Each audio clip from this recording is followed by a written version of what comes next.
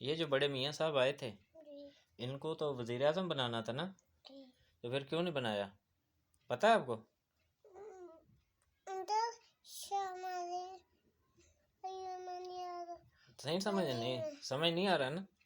मैं आपको बताता हूँ। जी, वो ना किसी के घर में कोई रिश्ता देखने गए, जी, तो उनकी जो बड़ी बेटी थी उसको देखने गए थे, जी, वो पसंद नहीं आई, जी, तो जो छोटी थी वो उनको पसंद आ गई। जी, तो मियाँ साहब के साथ हुआ यही।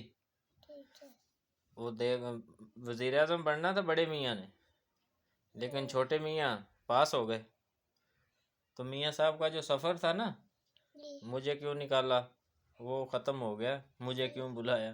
जी, अच्छा हुआ उसके साथ? जी, अच्छा नहीं हुआ यार। अब बेचारा फिर लंदन जाएगा। बेचारा। हाँ बेचारा ही है।